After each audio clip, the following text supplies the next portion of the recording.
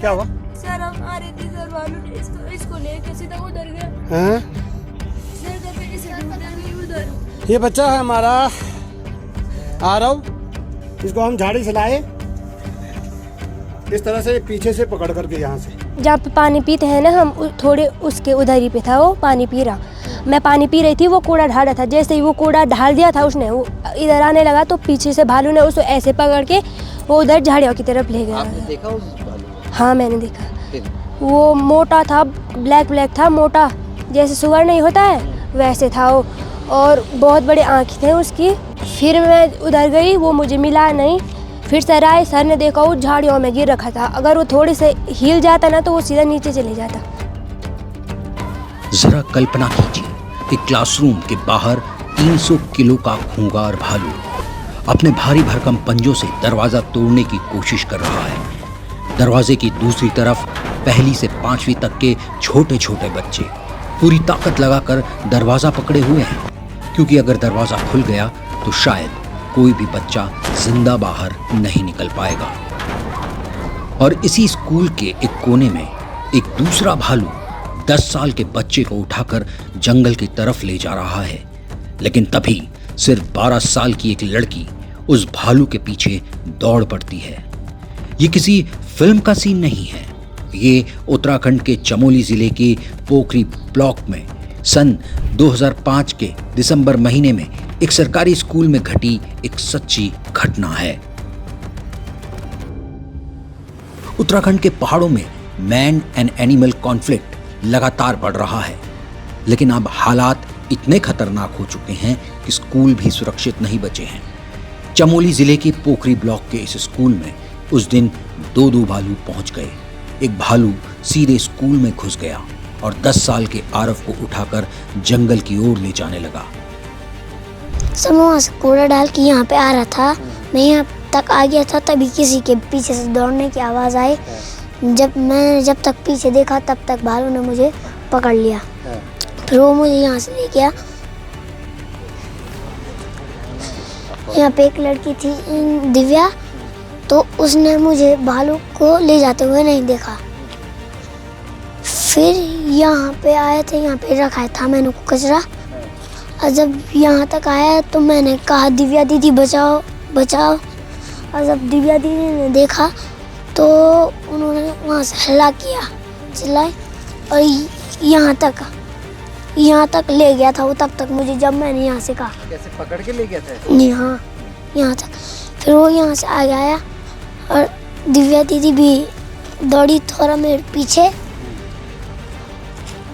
और दिव्या दीदी भी यहाँ पहुँच गई थी। भालू यहाँ पहुँच गया था मुझे लेके। फिर दिव्या दीदी ने पीछे से पत्थर फेंका और भालू बच्चा था वो, उसने डर के मारे मुझे यहाँ से नीचे गिरा दिया। अच्छा। और फिर जो ये पेड़ है, मैं इसकी जड़ काट का, मुझे कोई होश नहीं था, मैं बेहोश हो गया था। लेकिन तभी स्कूल में पढ़ने वाली 12 साल की दिव्या ने ये सब देख लिया। ज्यादातर लोग शायद डरकर भाग जाते, लेकिन दिव्या नहीं, वो अकेली भालू के पीछे दौड़ी। वो चिल्लाई, उससे भिड़ गई, शोर मचाया, और आखिरकार भालू आरव को छोड़कर जंगल की तरफ भाग गया। बहुत दूर तक चले गई थी सर, वो मिला ही नहीं मुझे।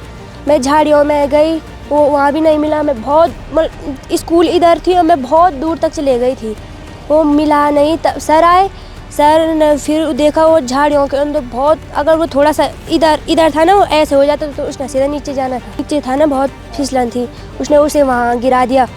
और मैंने देखा तो भालू आया, उसने मेरे हाथ पे ऐसे किया। मैंने बहुत, गिराने के बाद भालू आपके पास आया? नहीं, वो गिरा तो मैं ऐसे गई बचाने के लिए, उसने ऐसे किया। मैंने बहुत हल्ला किया, मैं बहुत चिल्लाई, और तब जो कमरे में बंद थे वो भालू पता नहीं कहाँ गया।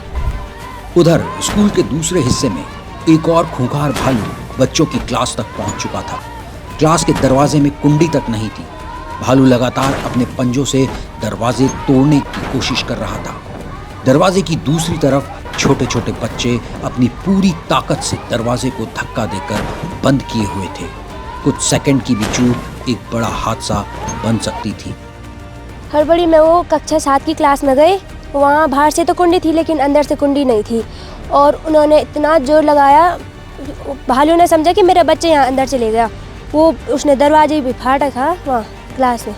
तो 2 भालू थे? Yes sir. उन्होंने हाथ लगा के ऐसे किसी ने लात से करा, कुछ ने वो थे 10 थे वो पूरे टोटल। उन्होंने हाथ लगा के रखा। एक है ना हमारी स्कूल की गुंजन, उसका हाथ टूट रखा था, फिर भी उसने जोर लगा के रखा। भालू उस समय दरवाजे पे क्या कर रहा था? मार रहा था दरवाजे पे? तोड़ रहा था दरवाजे को? क्या कर रहा था? सर वो तोड़ रहा था अपने नाखूनों से, ऐसे ऐसे उसके मतलब नाखून भी थे ना वहाँ। कुछ देर बाद स्कूल टीचर्स वहां पहुंचे। शोर शराबा हुआ और दोनों भालू जंगल की तरफ भाग गए। लेकिन तब तक आरव, दिव्या और कई बच्चों को चोटें लग चुकी थी। सबसे चौंकाने वाली बात, ये कोई पहली घटना नहीं थी। सिर्फ 2 दिन पहले स्कूल जाते समय भी 2 बच्चों पर भालू हमला कर चुका था, यानी खतरा लगातार मौजूद था। जब वो आगे था ना मेरा दोस्त, तब मैंने वो सीधा उसके पैर पे झपटा। मैंने पत्थर उठाए इधर उधर से, फिर मैंने उस पे मारा, फिर वो ऊपर को भाग गया था डर के मारे। घटना के बाद वन विभाग हरकत में आता है और आसपास के इलाके में भालू को पकड़ने के लिए पिंजरा लगाया जाता है। पहाड़ों के अधिकांश स्कूल जंगलों के बीच बसे हैं। बच्चों को रोज कई किलोमीटर पैदल जंगलों से होकर स्कूल जाना पड़ता है। घटना के बाद वन विभाग ने पिंजरा तो लगाया, लेकिन भालू पकड़ में नहीं आया। आरव की मां बताती है, उनके ससुराल में स्कूल जाने के लिए 3 किलोमीटर पैदल पहाड़ी रास्ते पर चलना पड़ता है। इसलिए आरव को उन्होंने अपने मायके में पढ़ाई के लिए भेजा है। 3 किलोमीटर हमारे गांव से स्कूल है, इस कारण मैंने बच्चे को यहाँ भेज नानी गांव में रखा है, नाना नानी के साथ। यहाँ से ये स्कूल जूनियर स्कूल है, इसके नीचे ही हमारी मकान है नानी गांव में। यहाँ से बच्चा स्कूल आता है, नज़दीक है, इस कारण मैंने इसको यहाँ रखा है। लेकिन पता नहीं क्या हुआ सर, यहाँ भालू के आतंक फैल रखा है। इस साथ पूरा बचपन बीत गया हमारा, लेकिन हमने कभी यहाँ भालू नहीं देखा। वन्यजीव विशेषज्ञ मानते हैं, साल के इस समय कई भालू सामान्यतः शीत निद्रा यानी हाइबरनेशन की ओर बढ़ते हैं, लेकिन इस बार कई इलाकों में उनका व्यवहार अलग दिखाई दे रहा है।